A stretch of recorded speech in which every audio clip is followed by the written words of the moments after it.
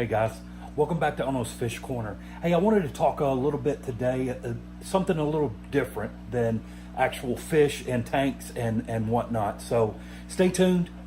Let's find out what we want to discuss.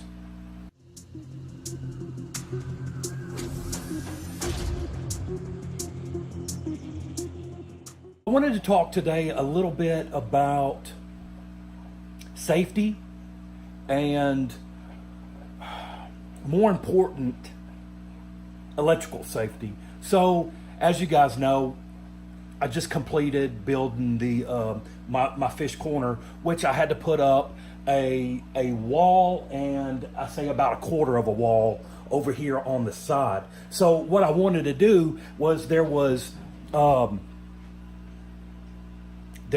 plug. Yes, there was one plug in here on the back side of the wall, back here behind the rack. Not very friendly to, you got to get up under the rack and, on your back and try to plug something in. So, and it's lower, and I didn't like that very much. So what I did was I ran 3 more plugs in the corner. Now, the plugs are not complete. What I'm going to do is I'm going to double up the plugs. I'm going to make, they're single plugs right now. I'm going to make, 4 plugs. So I have just a little bit more, I guess, room to grow a little bit. But you have to, you always have to watch what amperage you're running on that circuit. So I have 3 plug-ins. I have a 30 amp breaker.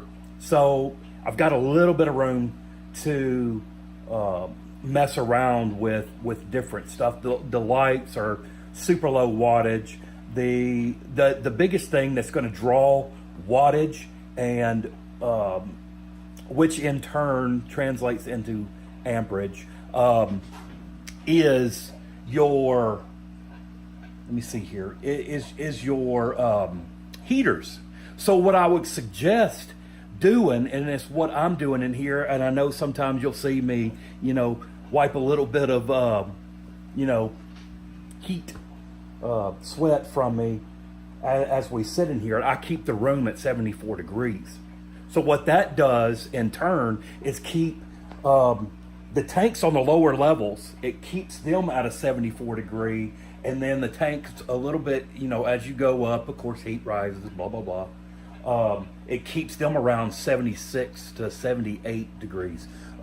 So it's perfect. I do not run a heater except for this 40 down here, which has my electric blue Acaras. So let's get back to electrical safety. With that being said, always know what circuits you're messing with. On top of that, whenever you go to that breaker box and you flip that breaker off, make sure that you have something in your arsenal that is going to check that there is no voltage coming to that plug or that light or so forth and so on. That is super important, guys. That is super important. So here's what I wanted to show you. This is a little fluke, like a little tattletale, whatever you want to call it. Now here I have a wire coming out of this box right here. Now this is something that I'm going to work on later once I get new lights and everything like that in here. I'm talking about overhead lights. And I know it's dead.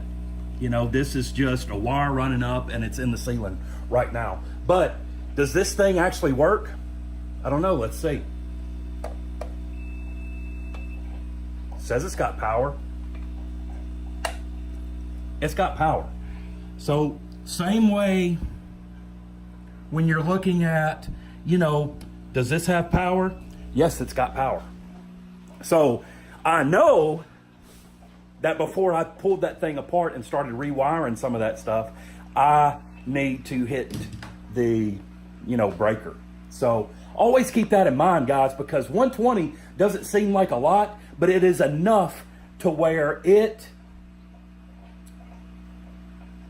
restricts, or not restricts, but it locks you onto it. It's enough to where it locks your grip.